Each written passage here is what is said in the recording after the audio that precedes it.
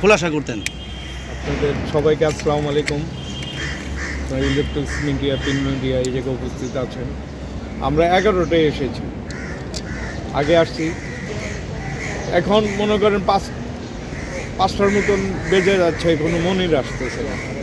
তাহলে আপনারা বুঝেন যে আমাদের সম্মানিত বাংলাদেশ চলচ্চিত্র শিল্পী সমিতির নবনির্বাচিত সহসভাপতি ডিএফ তাহের ভাই সেদিন আপনার এই জায়গায় আপনার 3 দিনের সময় নিয়েছিল। এই 3 দিনের সময় নেওয়ার পর আজকে আসার কথা, আজকে তো সে তো আসলো না।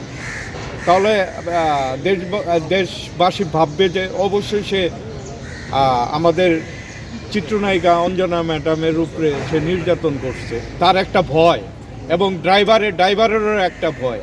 এর সঙ্গে আরও কেউ হয়তো জড়িত থাকতে পারে, ভয়ের জন্য তারা আসে না।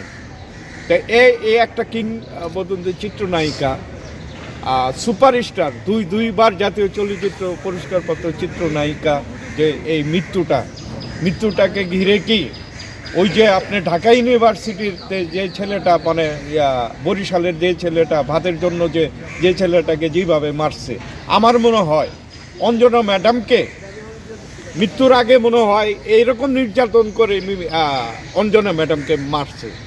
আমার কাছে এরকম লাগে। মৃত্যুটা তার মনে করেন এইরকমই হচ্ছে, তাকে নির্যাতন করছে। নির্যাতন যদি করতো, মৃত্যুর 15 দিন আগে আমাদের চিত্রনায়িকা সাদিয়া মির্জার কাছে রাত্রিতে ফোন করে, রাত 8টায় ফোন করে বলে যে সাদিয়া তোমার কাছে 20,000 টাকা হবে। তো সাদিয়া তখন জামালপুর জেলাতে তার নানার বাড়িতে সে অবস্থান করছে। তখন বলছে যে ম্যাডাম আমার কাছে তো এই মুহূর্তে নাই টাকাটা, আমি যদি আমার কাছে যদি টাকা থাকতো তাহলে আপনাকে আমি টাকা দিতাম। সে জামালপুর পাথালিয়া ছিল, শহর থেকে অনেক দূরে ছিল, আর রাত্রিতে ফোন করছে। সেই মুহূর্তে সাদিয়ার কাছে টাকা ছিল না। সে আমাকে ফোন করে বলে যে এই ম্যাডাম তো 20,000 টাকা আমার কাছে চাইছিল, অঞ্জনা ম্যাডাম থাকলে তো আমি তো টাকাটা দিতাম। অবশ্যই মৃত্যুর আগে তার কোনো টাকা ছিল না তার কাছে টাকা থাকলে এই 20,000 টাকা সাদিয়ার কাছে অঞ্জনা ম্যাডাম চাইতো না। রাত্রি 8টার সময় অবশ্যই তাকে নির্যাতন করে মারছে। আরে তোমার যদি ভয়, তুমি এমনিও তো সাংবাদিক বাইরে আসছে, ইলেকট্রনিক্স মিডিয়া, প্রিন্ট মিডিয়া, সাংবাদিক আসছে, তুমি তো এমনিও তো আসতে পারতে এফডিসিতে। তুমি তো আর এমন কোনো ভিআইপি, তুমি তো কোনো সিআইপি না, তুমি তো আসতে পারতা। এসে তো ঘুরে তুমি সাংবাদিকের সঙ্গে হাত মিলিয়ে তুমি চলে যেতে পারতা। কাজে তুমি আসো নাই। এমনিও তুমি আসছো, আগে অনেক আসছো এফডিসিতে, তুমি তো আসো নাই। আসলে স্বভাবত যে আসছে, হয়তো আজকে এই আলামত যা এই কাগজপাতি যা ছিল এটা হয়তো সাবমিট করতে পারেন নাই, হয়তো আরও 2-3 দিন 5 দিন পরে হয়তো আপনাদেরকে ডেকে এই জিনিসগুলো আবার সাবমিট করতে বলে যেতে পারতো। কাজে ওর ভিতরে একটা ভয় একটা কাজ করছে। আর এই ছেলেটা আপন ছেলে না তো, এই ছেলে তো আপন ছেলে না।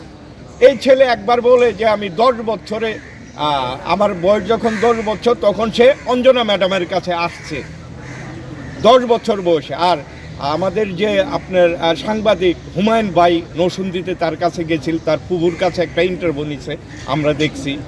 হ্যাঁ, তা হুমায়ুন ভাইয়ের ইন্টারভিউতে বোঝা গেছে কি সে এসএসসি পাস করে এসএসসি পরীক্ষা দিয়ে পরে ঢাকাতে সে আসছে।